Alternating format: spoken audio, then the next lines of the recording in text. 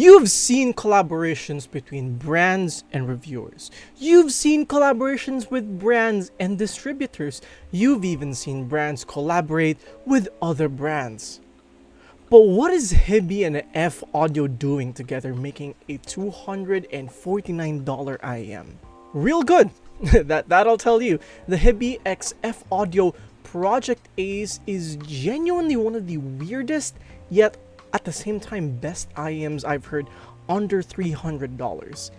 And there's just so much to talk about, and I can't wait to talk about these two companies creating something so interesting. So let's talk about it in today's video of OB Reviews Audio. I just want to say thank you to HiBy for sending over the Project Ace in exchange for my honest thoughts. I was not paid or told to say anything about the Project Ace, and all of my thoughts and opinions are of my own.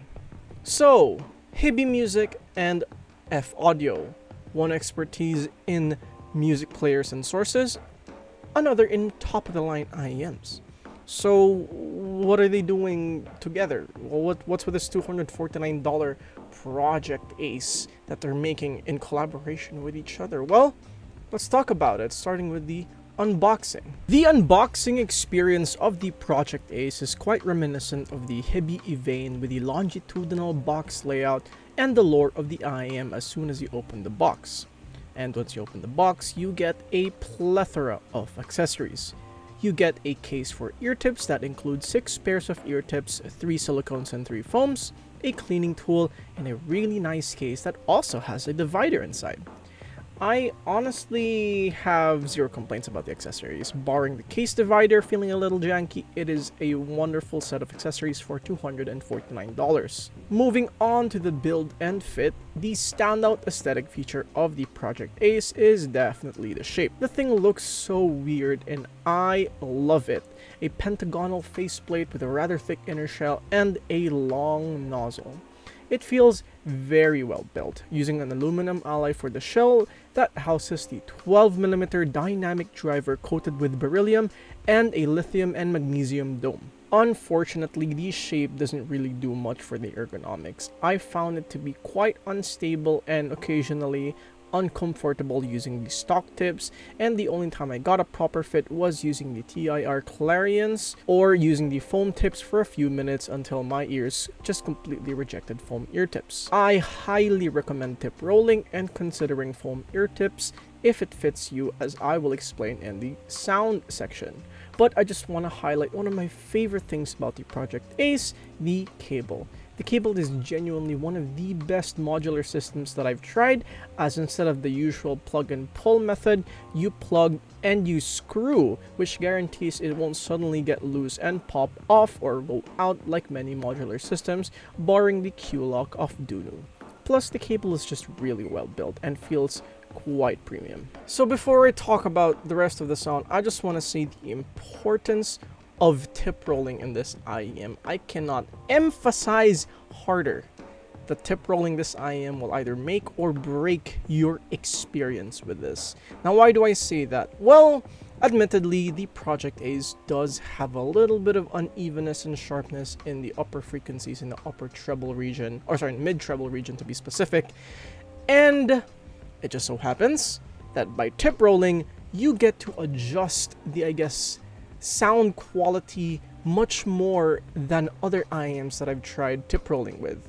And this is particularly when using foam ear tips. God forbid, I don't like using foams, but I also can't admit this is probably the best use case of the foams that they've included with their IEMs, because this basically turns the Project Ace into an extremely well-balanced, very technical, and amazingly tuned IEM. With the silicones, it doesn't mean that it's not, it just so happens that the silicones emphasizes more on the transience and the sharpness of the sound, but also the dynamics, and I ended up using silicones for my testing, as my ears do not like foam ear tips. So with that disclaimer in mind, I'm sorry if it took too long. Let's talk about the sound, starting with the sound signature. Now, the sound signature of the Project Ace is a little bit of a neutral sound signature, actually. Yeah, no, it's it's close to going to U-shaped territory, but in my ears it was a little bit more neutral, a little bit warmer. What I mean by this, the bass is quite thick and lush with good texture. The mid is very full yet very opening at the same time, and the treble is a little bit sharp, a little bit spicy, but very detailed and very incisive. And well, let's talk about the specific parts, starting with the bass. And this is genuinely one of the best quality bass I've heard in under probably $500, especially in single dynamic driver IEMs. And it's just crazy how they were able to tune this to such a clean yet textured and tactile way that makes it so good to listen to soul and R&B songs like Daniel Caesar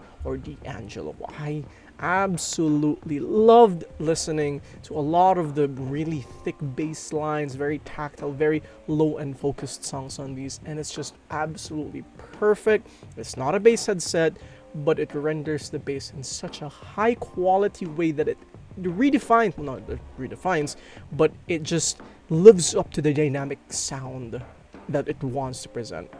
And moving on to the mid-range, the mids transitions perfectly from the bass. No bleed, no bloat, no mud, no anything. It's just clean, but there's a lot of weight. It doesn't sound sterile, it doesn't sound dry or lean. It's perfectly weighted. And I was listening to Hey Barbara, which is for me a kind of like a muddy song, I guess, because of the bass line. It never sounded muddy on this thing. It sounded so good. The bass just sounded so clean yet still so incisive, and I loved it. Male vocals sound amazing. Even upper frequencies like female vocals, violins, trumpets, air instruments in general just sound so fantastic on these. And I might even say that this is like one of the best IEMs in terms of rendering the low to mid-range area like under $500. It just renders the bass and mids so perfectly, so perfectly. Let's talk about the treble. And like I've mentioned in the disclaimer part of this video, the treble of the Project Ace is what will ruin or improve your experience with the Project Ace. It is on the sharper side. It's not the most natural sounding treble. There's a little bit of graininess, there's a little bit of peak, but it is well detailed. It isn't the cleanest, but there's a lot of nuances here on the treble. But I can't deny that it kind of shifts the tone of the entire IEM to sound just a little bit I don't like using the word artificial, but that's how I would explain it. A little bit more artificial sounding. And that doesn't mean it completely ruins the experience for me. I love that. I really like that experience, but it might ruin the experience for you. But I loved it. I loved how it sounded like this. I really enjoyed it. I didn't like the foams as much because it took a hit on the bass dynamics, which I'll talk about later. Even though it smoothens out the treble, I'm fine with sticking with the silicone ear tips. Eat that bass up. Just, you know, live up to that treble. It's completely fine for me. So talking about technicalities, for $249, this is really good. And I don't like talking about for the price stuff because it's kind of annoying to like, oh, what about like cheaper stuff? And I mean that because this is able to do things that a lot of $500 IEMs in terms of technicalities, like in stage and separation, in dynamics especially, it can do at $249. And I guess it's just like good stuff getting cheaper, but it's just really technical sounding set for the price. It's really good. I absolutely adore it. Compared to the SimGot EA2000, the EA2000 offers a more fun and dynamic and textured sound, while the Project Ace has a better tonal balance and mid-range timbre.